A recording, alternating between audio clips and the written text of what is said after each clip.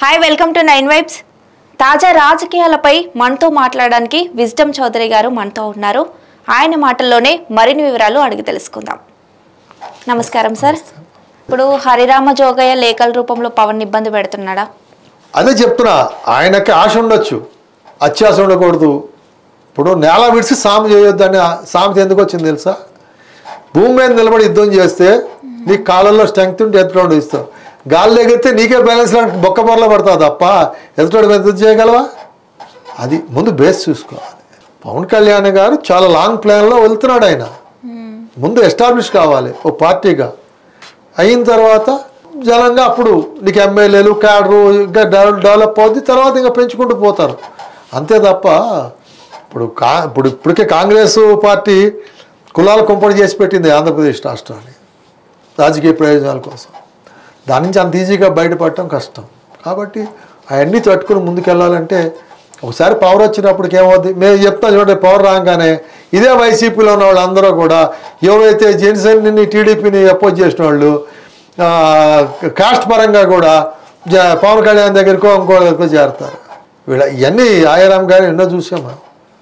అందుగురించి ఏంటంటే అది కాదు, మనం ప్రత్యర్థిని ఏం చేసుకోవాల్సి వచ్చినప్పుడు దానుడు తన శిష్యులందరికీ విలువించి నేర్పేటప్పుడు చెట్టు మీద పక్షి ఉంటుంది, ఆ పక్షిని చూస్తున్నావా అంటే ఒక అర్జెంటు పక్షి కన్నుని చూశానంటాడు, మిగతా వాళ్ళందరూ కూడా పక్షిని చూసాను కాళీ చూసాను చేసిన అంటే మీరు పనికిరాని అంటాడు. అంటే యుద్ధ నీతిలో దాన్ని టార్గెట్ ముఖ్యం. అక్కడ టార్గెట్ ఏంటి? పక్షి కన్ను టార్గెట్. అది అర్జెంట్, వాడు విల్లుకాడయ్యాడు, అత్యంత ఏది మంచి విల్లుకాడుగా అతను పేరు పొందాడు, మిగతా వాళ్ళు కాలేకపోయారు. అది దాని నుంచి నేర్చుకోవాలనే సూక్తులు ఇవన్నీ రాజకీయంగా కూడా అన్నీ ఉంటాయి. కాకపోతే ఏంటంటే వీళ్ళు దాన్ని బట్టి ఆలోచిస్తూ విజ్ఞత మాట్లాడాలి తప్ప అత్యాశకు పోయి ఇప్పుడు బేసిక్గా ప్రధాన పార్టీ తన సీట్లన్నీ ఎట్లా ఇస్తుంది మీరే చెప్పండి, ఇవ్వగలరా? ఇవ్వలేరు కదా.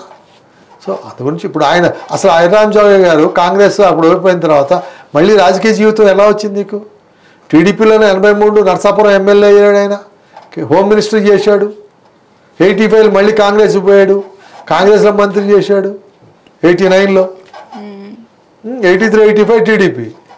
సో అలాగా మళ్ళా అటు ఇటు అన్నీ అట్లా కాదు. కూడా ఒక ఇండివిజువల్గా నువ్వు గెలవటానికని రాష్ట్రం అంతా రాజకీయంగా లీడ్ చేయడానికి చాలా తేడా ఉంటుంది. ఆయన కాన్స్టిట్యున్సీ వరకే పరిమితం. నీ స్ట్రాటజీ రాష్ట్రానికి చేయలేవు. నువ్వు రాష్ట్రానికి చేయాలంటే చాలా విజ్ఞతతో మరి 175 కాన్స్టిట్యున్సీసు, అన్ని విలేజ్లు, అక్కడ ఉన్న పరిస్థితులు అన్నీ అంచనా చేసుకుని గెలవాలంటే ఎట్లా చేయాలి అనేది అంచనా చేసుకుని వెళ్ళాలంటే ఏదో ఒక కాగితం రాస్తే అంత ఈజీ కాదు అది. అదే చెప్తున్నా, ఇప్పుడు గట్టు మీద ఉన్నవాడు ఎన్నో చెప్తాడు, నదిలోను బావిలోను చెరువులో ఉండి ఈత కొట్టేవాడికి లోతు తెలుస్తుంది, కష్టం తెలుస్తుంది. సో అందు గురించి ఏంటంటే దాన్ని బట్టి మనం ఆయన ఎంతవరకు తీసుకోవాలి అంతవరకే తీసుకోవాలనేది నా భావన. అలానే ఆయన ఏం తక్కువ చేసి మాట్లాడాలనే ఉద్దేశం కూడా నాకు లేదు.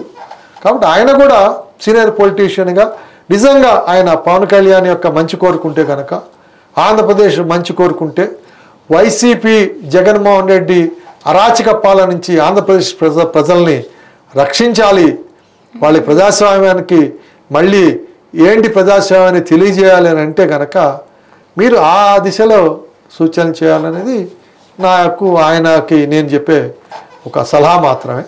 ఆయనకి చెప్పేది అంతటోడిని కాదు కానీ నేను. కాబట్టి అంచనా అనేది ఒక ఊరికి సర్పంచ్ గెలవటం వేరు, మండల ప్రెసిడెంట్ గెలవటం వేరు, కాన్స్టిట్యున్సీ ఎమ్మెల్యే గెలవటం వేరు, రాష్ట్రానికి ముఖ్యమంత్రి కావటం వేరు. చాలా తేడా ఉంటుంది. రాష్ట్ర ముఖ్యమంత్రి కానీ 175 ఎమ్మెల్యేలను చూసుకోవాలి నువ్వు. మండల ప్రెసిడెంట్ కావాలంటే ఆ మండలంలో ఉన్న 30 సర్పంచుల్ని అన్ని ఓట్లు ప్లాన్ చేసుకోవాలి.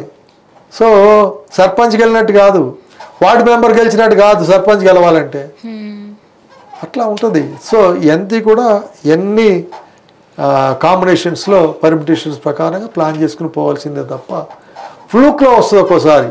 ఆ ఫ్లూక్లో ఉన్నప్పుడు ఒక వేవ్ కింద కళ్ళు మూసుకుని వెళ్ళిపోతుంది అంతా. ఆ పరిస్థితుల్లో ఎట్లయినా ఏది ఎవడు పెట్టినా ముక్కు మొహం తెలియని కూడా 78లో ఇందిరా కాంగ్రెస్ తరఫున గెలిచారు, 83లో టీడీపీ తరఫున వాడెవడో తెలియదు ముక్కు మొహం తెలియని అందరూ గెలిచారు.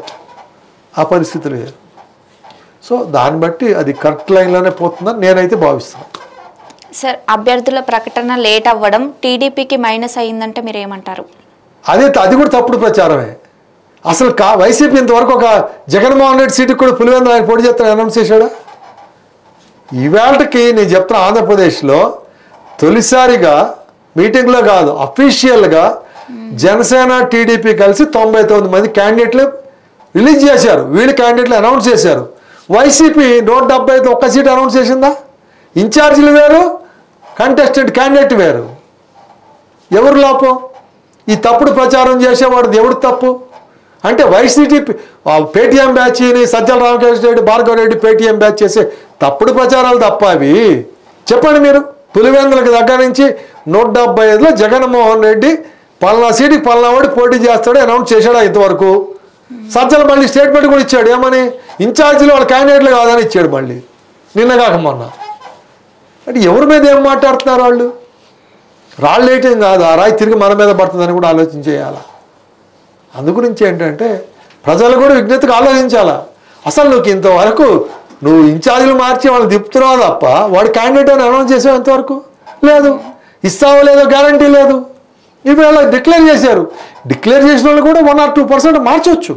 మార్చకూడదని చెప్పడానికి కూడా ఏం లేదు. లోకల్ పరిస్థితులను బట్టి, అక్కడ ఉండే దీన్ని బట్టి, మళ్ళీ వచ్చి కొత్త అంచనాలు బట్టి మారచ్చు. మారకూడదని ఏం లేదు. కానీ ఈవేళ మరి ఎలక్షన్ నోటిఫికేషన్ రాకముందే తెలుగుదేశం పార్టీ జనసేన కలిపి 99 పేర్లు అనౌన్స్ చేశారు. ఎవరు కరెక్ట్ చెప్పండి?